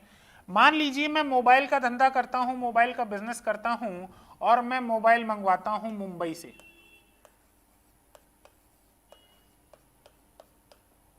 मुंबई से मैं मोबाइल मंगवाता हूं और लखनऊ में मैं अपना व्यापार करता हूं। ठीक, अब मुंबई से ये मोबाइल किसी न किसी ट्रक, ट्रेन या किसी न किसी जहाज के माध्यम से आएगा। अब सोच के देखिए, मान लीजिए बीच रास्ते में इस ट्रक का एक्सीडेंट हो जाता है और मेरे जितने भी मोबाइल इसके अंदर थे वो सब नष्ट हो जाते हैं। क्या मैं व्यापार कर पाऊंगा? बिल्कुल भी नहीं कर पाऊंगा। अब मुझे क्या चाहिए? इसके लिए मुझे कराना पड़ेगा बीमा, मैं कराऊंगा इंश्योरेंस। बीमा कंपनी आती है, साहब काहे चिंता करते हो, हम बैठे हैं ना अभी। तो हम बोले बैठे तो हो तो कुछ तो करो। तो इन्होंने कहा कि आप तो ट्रक मंगवाओ, कोई दिक्कत नहीं है, आप हमें ये थोड़ा सा पैसा दे दो अभी। अगर आपका सामान सही सलामत आप तक पहुंचता है तो हम आपका पैसा वापस नहीं करेंगे, लेकिन अगर आपके सामान को कोई दुर्घटना, किसी भी कारण से कोई नुकसान हो जाता है तो जितने का आपका सामान था उतना पैसा हम आपको देंगे, आपका नुकसान नहीं होने देंगे। देखिए, मतलब प्रीमियम आप भर दीजिए और हम आपको फिर पैसा दे देंगे। तो बेसिकली आप देखें कि बिना ट्रक के भी आपका व्यापार संभव नहीं है, बिना बीमे के भी आपका व्यापार संभव नहीं है। और एक तो तीसरी बात, आपने व्यापार करना है और आपने विज्ञापन ही नहीं किया तो लोग काहे खरीदेंगे से आपसे सामान? आपको विज्ञापन भी करना पड़ेगा, और जब आप विज्ञापन करेंगे तो ये भी कहीं ना कहीं व्यवसाय में आपको सहायक सिद्ध होगा। तो हम समझ सकते हैं कि ये जो सहायक क्रियाएं हैं, ये जो चीजें हैं, इनके बिना व्यापार व्यवसाय संभव ही नहीं। इसीलिए साथियों हमने पहले ही इसको वाणिज्य में, कॉमर्स में ऐड कर दिया। भाई वाणिज्य के दो हिस्से बना दो, एक ट्रेड और एक ट्रेड की सहायक चीजों में डाल दो, ताकि ये लोग नाराज ना हो कि भाई हमारे बिना कर लोगे बिजनेस, नहीं कर पाएंगे ना। तो हमने इसे भी शामिल कर दिए। बात करते हैं आगे। ये जितनी भी चीजें हैं, जितनी भी बाधाएं, जैसे ये मान लीजिए इंश्योरेंस की बाधा, इधर से सामान को लखनऊ लाने तक की बाधा, इन जितनी भी बाधाएं हैं इन सबको यही दूर करते हैं। परिवहन जो है वो दूरी की बाधा को दूर करता है। स्टोरेज या भंडार गृह जो है वो आपके सामान को स्टोर करना, भंडार करके रखना, ताकि जब आपको ज़रूरत पड़े तब आपके पास सामान रहे, अनावश्यक रूप से आपको हर दिन ऑर्डर ना देना पड़े, इसकी सुविधा ये स्टोरेज या भंडार गृह आपको देते हैं। इसके अलावा आपका जो ट्रांसपोर्टेशन है, आपका बीमा है, कुछ भी चीज़ें, मान लीजिए आग की वजह से किसी भी कारण से आपका सामान जल जाए तो बीमा आपकी सहायता करता है, प्रोटेक्शन देता है, रिस्क देता है, रिस्क के अगेन आपको प्रोटेक्शन देता है, कहीं ना कहीं सहायता करता है। इसके अलावा साथियों एक इम्पॉर्टेंट चीज़ यहाँ पर और है, इसे कहा जाता है कैपिटल की ज़रूरत। देखिए कोई भी व्यापारी, कोई भी बिजनेस बिना पैसे के नहीं चल सकता। ना तो व्यापारी चल सकता है, ना व्यापार चल सकता है। व्यापारी को भी या फिर व्यापार चलाने के लिए पैसे की जरूरत जरूर पड़ती है। और मान लीजिए मुझे व्यापार करना है लेकिन मेरे पास पैसा नहीं है, थोड़ा है, थोड़ा और चाहिए। अब ये थोड़ा है, थोड़ी की जरूरत है, ये जरूरत कौन पूरी करेगा? अगर हम हमारे नाते रिश्तेदारों से पैसा मांगे तो ब्याज देना पड़ेगा भारी भरकम, लेकिन अगर हम बैंक से मांगे तो थोड़ा कम ब्याज पे हमें मिल जाएगा, मगर पैसा मिल जाएगा। तो आप देखें कि कहीं ना कहीं ये बैंक और ये पैसा देने वाली संस्थाएं, इनकी वजह से हमारा व्यापार चालू हुआ है। तो क्या मैं इनको व्यापार की सेवाएं नहीं कह सकता? इनको व्यापार की सहायक क्रियाएं नहीं कह सकता? बिल्कुल कह सकता हूं। ये भी व्यापार की सहायक क्रियाओं में ही शामिल होती हैं, बैंकिंग और फाइनेंशियल इंस्टीट्यूशंस। एक चीज और साथियों, विज्ञापन। भाई हम क्या किए, हम मुंबई से सामान लखनऊ मंगवा तो लिए और हम हमारे गोदाम में रख भी दिए। फिर हम बैठे बैठे सोचने लगे क्या करें, कोई ग्राहक ही नहीं आता। ग्राहक आएगा कैसे? हमने हमारी दुकान का कोई विज्ञापन ही नहीं किया, हमने किसी को बताया नहीं कि हम भी कोई व्यवसाय कर रहे हैं। ग्राहक आएगा कैसे? तो विज्ञापन भी कहीं ना कहीं हमारा व्यवसाय करने में हमारी सहायता करता है।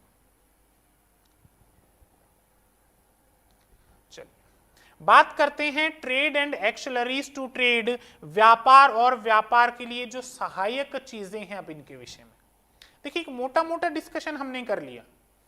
बिजनेस को हमने दो भागों में बांट लिया। इंडस्ट्री हम पूरा कर चुके हैं।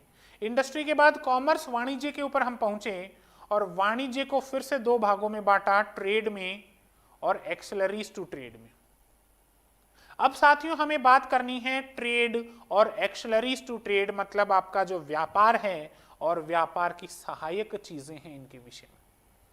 तो साथियों सबसे पहले हम उठाएंगे व्यापार को। व्यापार को भी दो भागों में बांटेंगे और इनके प्रत्येक भाग के विषय में चर्चा करेंगे। उसके बाद हम उठाएंगे इन सहायक क्रियाओं को, जिनको लगभग हम हालांकि जिनके ऊपर चर्चा कर चुके हैं, पर डिटेल में बात करेंगे सहायक क्रियाओं पर। तो चलिए शुरुआत करते हैं व्यापार और व्यापार की इन सहायक क्रियाओं को। आपको ध्यान होना चाहिए कि इनकी जड़ें कहां से आती हैं। उस इमेज को बार बार देखिएगा, उस जो फ्लो चार्ट है उसे बार बार देखेंगे तो हमें यहां तक की चीजें बहुत क्लियर समझ में आएंगी। चलिए साथियों बात करते हैं एक्सेलरीज टू ट्रेड के विषय में। और एक्सेलरीज टू ट्रेड में आपका ट्रांसपोर्टेशन आ जाता है, वेयर हाउसिंग आ जाता है, इंश्योरेंस आ जाता है, एडवर्टीजमेंट आ जाता है और बैंकिंग आ जाता है। इन सब के विषय में हम बहुत डिटेल में बात कर चुके हैं। आते हैं हम हमारे ट्रेड या फिर व्यापार पे। बिजनेस को हमने दो भागों में बांट लिया, इंडस्ट्री और कॉमर्स को हमने फिर दो भागों में बांटा, ट्रेड और एक्सेलरीज टू ट्रेड, जिसमें हम सबसे पहला भाग देख रहे हैं ट्रेड, या जिसे कहा जाता है साथियों व्यापार। व्यापार वाणिज्य का एक अनिवार्य हिस्सा है। अच्छा भैया ध्यान रखें, व्यापार जो है वो वाणिज्य का एक अनिवार्य हिस्सा है। ये भौतिक या आभासी वस्तुओं की बिक्री, हस्तांतरण या विनिमय को संदर्भित करता है। देखिए साथियों, आपने इस पूरी लाइन को अगर नोट किया होगा तो इसमें कहीं भी निर्माण का नाम नहीं है, इसमें कहीं भी मैन्युफैक्चरिंग का नाम नहीं है, क्योंकि मैन्युफैक्चरिंग तो साहब उद्योग वही हो गया था, इंडस्ट्री में ही मैन्युफैक्चरिंग हो गया था, अब तो इसका क्रय और विक्रय हो रहा है, इसीलिए इसे वाणिज्य कहा जाता है। वस्तुओं की बिक्री, हस्तांतरण या विनिमय को संदर्भित करता है। तीन चीजें हमें ध्यान रखनी है, या तो सेल्स को या ट्रांसफर को या एक्सचेंज को इसमें इंक्लूड किया जाएगा। चलिए आगे बात करते हैं। It helps in making the goods produced available to consumers for users. देखिए ये भी अपने आप में एक काफी इंपॉर्टेंट बात है, और हमने आपको पहले ही बताया था कि वाणिज्य में, व्यापार में किया क्या जाता है, ट्रेड की सहायता से जो भी प्रोडक्शन हुआ है, it helps in making the goods produce, जो भी प्रोडक्शन ट्रेड में हुआ था, ये देखिए गुड्स, सॉरी ट्रेड में नहीं, उद्योग में हुआ था, मैं ट्रेड बोल गया, माफ कीजिएगा, जो भी प्रोडक्शन इंडस्ट्री या उद्योग में हुआ था उसको क्या करते हैं, अवेलेबल बनाते हैं, किसके लिए, कंज्यूमर्स के लिए। यह उत्पादित वस्तुओं को उपभोक्ताओं या उपयोगकर्ताओं को उपलब्ध कराने में मदद करते हैं। बेसिकली उद्योग के माध्यम से हमने जो भी उत्पादन किया है, इस उत्पादन को हम कहाँ तक पहुंचाएंगे, ग्राहकों तक पहुंचाएंगे, इसे ही हम ट्रेड कहते हैं साथियों, इसे ही हम व्यापार कहते हैं। बात करते हैं व्यापार में आगे। व्यापारी विभिन्न बाजार में उपभोक्ताओं को सामान उपलब्ध कराने के लिए व्यावसायिक या व्यापारिक गतिविधियों में लगे हुए होते हैं। वे क्रियाएं जो व्यापार में सहायता के लिए होती हैं, व्यापार की सहायक क्रियाएं कहलाती हैं। इंपॉर्टेंट है, एक्सेलरीज टू ट्रेड, वे क्रियाएं जो व्यापार में सहायता के लिए लगी हुई होती हैं, सहायक क्रियाएं कहलाती हैं। इन गतिविधियों को आमतौर पर सेवाओं के रूप में जाना जाता है। भाई देखिए बहुत ही सिंपल सी बात है, जो व्यापार में सहायता करेंगे, सेवा ही तो कहेंगे हम उनको, या फिर अगर हमने देखा जब हमने इंडस्ट्री पढ़ी थी, उद्योग पढ़ी थी, तो वहां पर टर्शरी उद्योग या तृतीयक क्षेत्र आया था, जिसे हमने सेवा का नाम दिया था। ये वही सेवाएं हैं।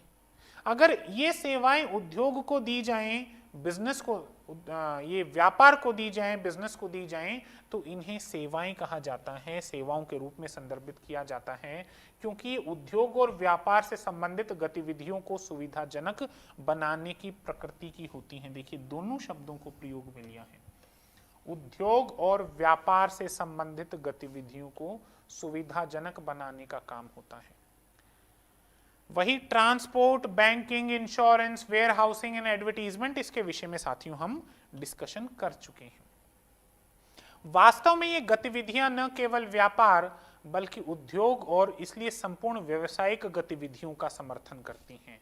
अगर आप गहराई से देखें तो इन सेवाओं के बिना, अगर ये सेवाएं नहीं होगी तो इन सेवाओं के अभाव में व्यापार भी नहीं हो पाएगा। व्यापार तो छोड़िए, उद्योग, इंडस्ट्री भी काम नहीं कर पाएगी अगर ये सेवाएं नहीं होंगी। तो इसका मतलब ये सेवाएं कहीं ना कहीं अपने आप में बहुत इंपॉर्टेंट है। सहायक विशेष रूप से वाणिज्य और सामान्य रूप से व्यावसायिक गतिविधियों का एक अभिन्न अंग कहीं ना कहीं बन जाती हैं। ये गतिविधियां वस्तुओं के उत्पादन और वितरण के संबंध में उत्पन्न होने वाली विभिन्न बाधाओं को दूर करने में मदद करती हैं। अब भाई ये बाधाओं को कैसे दूर करती हैं, व्यापार के लिए सहायक के बारे में संक्षेप में हम चर्चा करेंगे, लेकिन ये बाधाओं को कैसे दूर करती हैं सबसे पहले समझते हैं। वही हमारा एग्जाम्पल लेते हैं मुंबई का और हमारे लखनऊ का। अब देखिए मुंबई में हमारा कोई सामान है, तैयार माल है, जिसे हमें लखनऊ में बेचना है। कहां बेचना है? लखनऊ में। अब मुंबई से ये सामान लखनऊ कैसे आएगा, ये एक बड़ी बाधा है, और इस बाधा को साथियों दूर कौन करेगा, ट्रांसपोर्ट दूर करेगा। तो कहीं ना कहीं हम ये कह सकते हैं कि इस ट्रांसपोर्ट ने हमारी बाधा को ही दूर किया है। सबसे पहला जो एक्सेलरीज टू ट्रेड है, जो व्यापार में सहायक है, वो साथियों ट्रांसपोर्ट आ जाता है। ट्रांसपोर्ट माने क्या, परिवहन। कम्युनिकेशन माने क्या, संचार। मुंबई में आपका उत्पाद तैयार है, आपको लखनऊ लेकर आना है, कम्युनिकेशन किया, संचार किया, आपको बताया गया कि साहब आपका सामान तैयार है, आप ले जाइए। अब लेकर कैसे आए, बाधा उत्पन्न हुई। बाधा को दूर कौन करेगा, ट्रांसपोर्टेशन। ट्रांसपोर्टेशन माने परिवहन। एक ट्रक आएगा जो मुंबई से आपका सामान लादेगा, भरेगा और आपको लखनऊ तक लाकर देगा, ये परिवहन है, इसे कहा जाता है ट्रांसपोर्टेशन। तो आप देखें कैसे ट्रांसपोर्टेशन या परिवहन जो है वो आपकी सहायता कर रहा है सामान को इधर से उधर लाने में। मतलब जो बाधा आपके सामने थी, उस बाधा को यहां कहीं ना कहीं इसने दूर किया है। बात करते हैं परिवहन के विषय में, एक उदाहरण ले लेते हैं परिवहन का। उदाहरण के लिए देखिए, आप साथियों एक चीज सोच के देखिए, चाय जो होती है, चाय का उत्पादन, चाय का उत्पादन कहां होता है, ज्यादातर अगर हम बात करें तो असम में होता है। अगर चाय के उत्पादन की बात करें तो असम में होता है उत्पादन सर्वाधिक, लेकिन आपको लखनऊ में बैठे बैठे, आपको लखनऊ में बैठे बैठे चाय का प्याला मिलता है। और ये कैसे संभव है, चाय तो आपके यहाँ उत्पन्न होती नहीं, चाय असम में पैदा होती है, तो असम से ये चाय किसी ट्रक या किसी ट्रांसपोर्टेशन के माध्यम से आपके लखनऊ शहर तक पहुंचती है और आपको चाय मिलती है। तो हम कह सकते हैं कि कई चीजें, जैसे कश्मीरी सेब की हम बात करते हैं, जैसे बीकानेरी भुजिया की हम बात करते हैं, कई चीजें कई विशिष्ट स्थानों पर ही मिलती हैं और वहां से इनको लेकर आना। देखिए जैसे शुगर जो है वो यूपी में ज्यादा मिलती है, जूट जो है वो पश्चिम बंगाल और उड़ीसा में ज्यादा मिलता है, और आदि चीजें जैसे शुगर यूपी बिहार वगैरह में मिलती है। तो इसको एक स्थान से दूसरे स्थान तक लेकर जाने में परिवहन का एक इंपॉर्टेंट रोल है, ट्रांसपोर्टेशन का एक इंपॉर्टेंट रोल है। इसके साथ आपका ट्रांसपोर्टेशन यहाँ कंप्लीट हो जाता है। बेसिकली अगर हम ट्रांसपोर्टेशन की बात करें तो ये सामान को एक स्थान से दूसरे स्थान तक, अलग अलग हिस्सों तक लाने ले जाने में हमारी सहायता करता है। ट्रांसपोर्टेशन के बाद साथियों दूसरा आ जाता है बैंकिंग एंड फाइनेंस। चलिए, ट्रांसपोर्टेशन यानी कि परिवहन हमारा यहाँ समाप्त होता है। बैंकिंग और फाइनेंस के ऊपर बात करते हैं, बैंकिंग और वित्त के ऊपर बात करते हैं। हमारे टिंकू जी को लेकर आते हैं एग्जाम्पल में। एक व्यक्ति है टिंकू, जो क्या करना चाहता है, एक टिंकू टी स्टॉल। ज्यादा बड़े सपने नहीं है इनके, छोटे से सपने हैं। एक चाय की स्टॉल ये खोलना चाहता है टिंकू टी स्टॉल के नाम से। अब देखिए, टिंकू टी स्टॉल खोलने के लिए 50,000 रुपए चाहिए। भाई सामग्री भी लाएगा, छोटी सी दुकान भी निर्माण करेगा, कई चीजें करेगा, 50,000 रुपए चाहिए, लेकिन इसके पास केवल और केवल 30,000 रुपए हैं। बाकी 20,000 रुपए इसके पास नहीं है। अब क्या करे, व्यापार ना करे, धंधा ना खोले? बिल्कुल खोलेगा।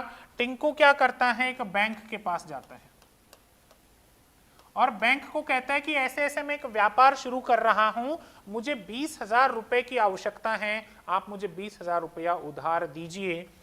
बैंक कुछ फॉर्मेलिटीज करके 20,000 रुपए जो हैं वो टिंकू को क्या करता है, उधार पर दे देता है, जिसका बैंक बाद में ब्याज लेगा। ये जो भी कमाई करेगा उस आधार पर बैंक को ये चीजें लौटानी पड़ेगी।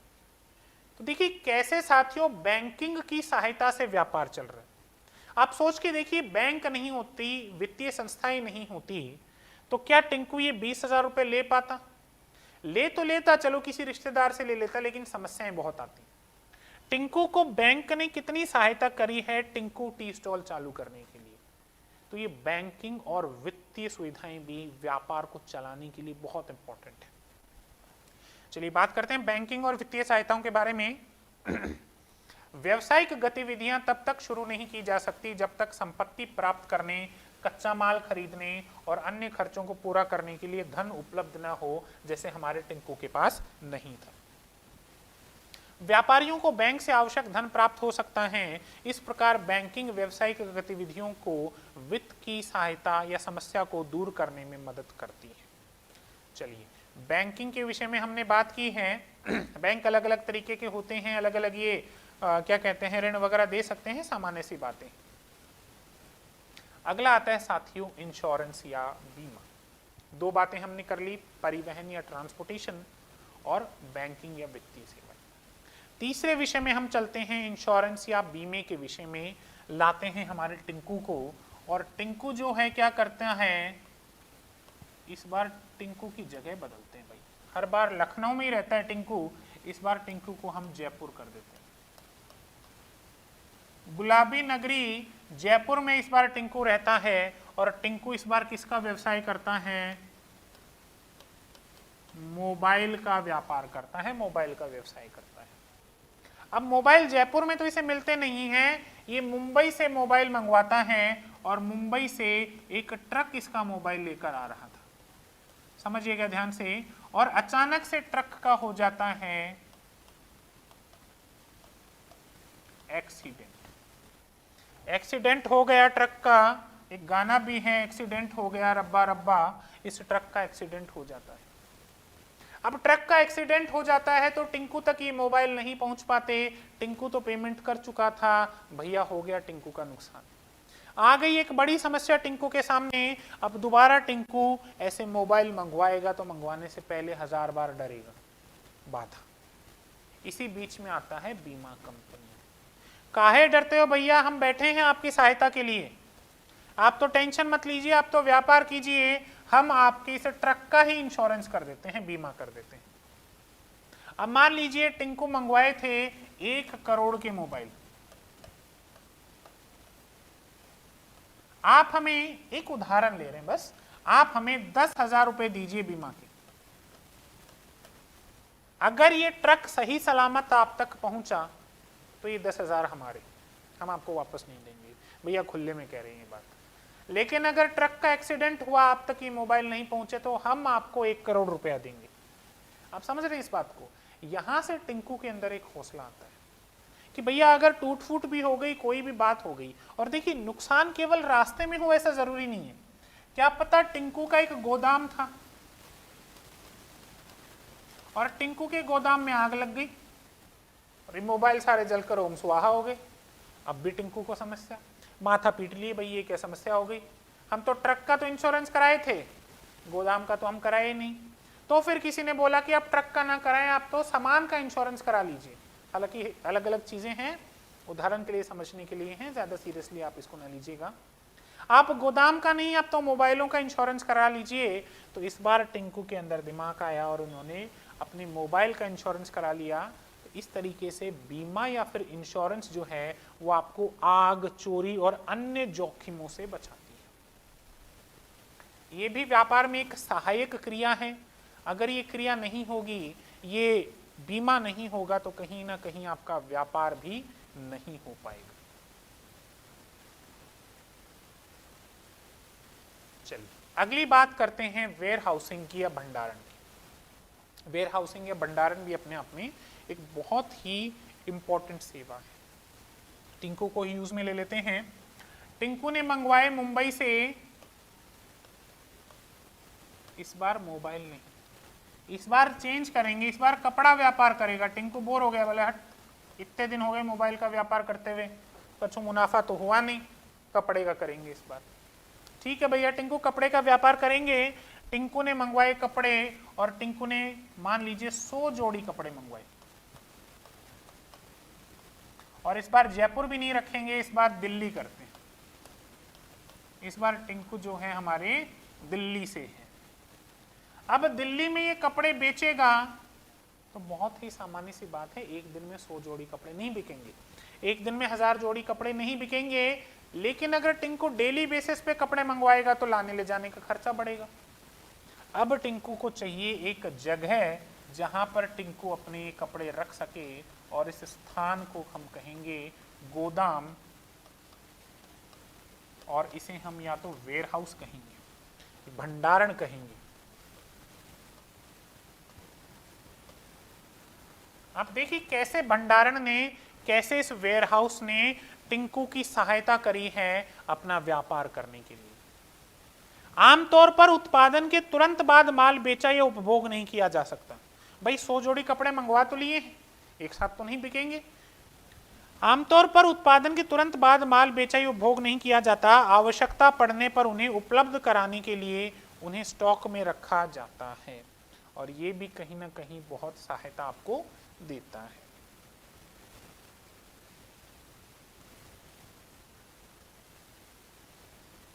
अगली बात करते हैं साथियों, एडवर्टीजमेंट एंड पब्लिक रिलेशन, विज्ञापन और जनसंपर्क। देखिए आप कितना ही अच्छा माल उत्पादन कर लें, आप कितना ही अच्छा ट्रक यूज कर लें, बीमा करा लें, बैंकिंग से आपने सारे पैसे वैसे लोन वोन सब ले लिया, आपने सब कुछ कर लिया, लेकिन अगर आपने विज्ञापन नहीं किया तो भी आपका व्यापार नहीं हो पाएगा।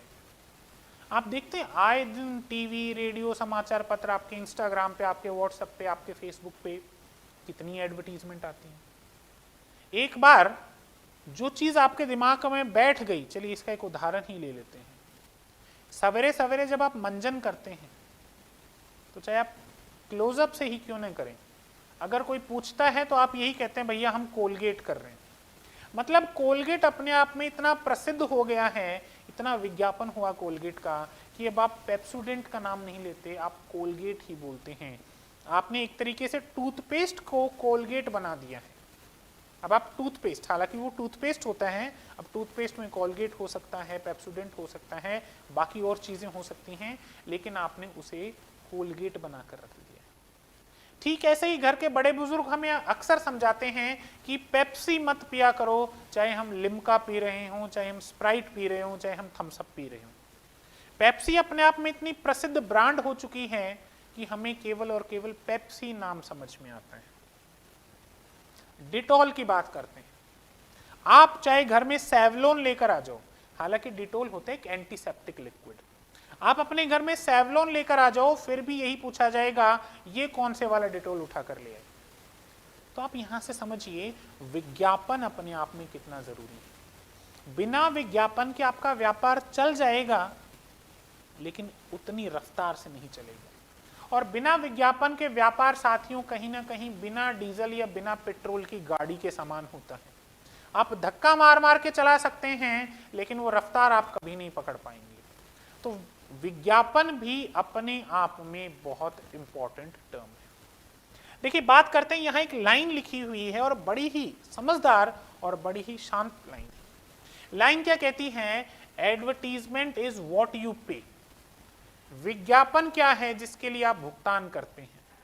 भाई मुझे विज्ञापन करना है, मैंने फोन बनाया, फोन बेचना है, अब मुझे इसका विज्ञापन करना है, फ्री में तो होगा नहीं, मुझे भुगतान तो करना ही पड़ेगा किसी न किसी को। तो विज्ञापन या एडवर्टीजमेंट इज व्हाट यू पे। विज्ञापन वो चीज है जिसके लिए आप भुगतान करते हैं, and public relation is what you pray. और जनसंपर्क वो है जिसके लिए आप प्रार्थना करते हैं। आपने विज्ञापन किया, भुगतान किया, और अब आप प्रार्थना करते हैं कि भगवान ज्यादा से ज्यादा लोग हमारी चीजों को खरीदें, ज्यादा से ज्यादा लोगों तक हम पहुंच पाएं। तो इस तरीके से साथियों विज्ञापन भी आपके व्यापार में कहीं ना कहीं बहुत ज्यादा सहायता करता है। चलिए इसी के साथ आपका ये जो बिजनेस है, व्यवसाय है, ये पूरा यहाँ कंप्लीट हो जाता है। एक से दो सब टॉपिक्स इसमें और रह जाते हैं, जैसे आपके व्यवसाय की रिस्क क्या होती हैं, और आप जब व्यवसाय शुरू करते हैं तो किस तरीके से शुरू करते हैं। इसके विषय में हम अगली क्लासेस में बात करेंगे, पूरा डिटेल में डिस्कशन करेंगे। इस क्लास में आपको केवल और केवल इतना समझना है कि व्यवसाय को हमने दो भागों में बांट दिया है, इंडस्ट्री में और कॉमर्स में। इंडस्ट्री को फिर हमने 3 भागों में बांटा, फिर उनको हमने उपभागों में बांटा, और कॉमर्स को फिर हमने 2 उपभागों में बांटा। और उसमें भी जो सबसे इम्पॉर्टेंट है एक्सेलरेटर्स या फिर जो सहायक क्रियाएं हैं वो हमें समझ आनी चाहिए। उम्मीद है साथियों यहाँ तक की चीज़ें आपको बहुत गहराई से और बहुत अच्छे से समझ आई होंगी। अगली क्लास में मिलेंगे व्यापार के कुछ जोखिमों के साथ और व्यापार की प्रक्रिया के साथ। तब तक के लिए आप सबका बहुत बहुत धन्यवाद।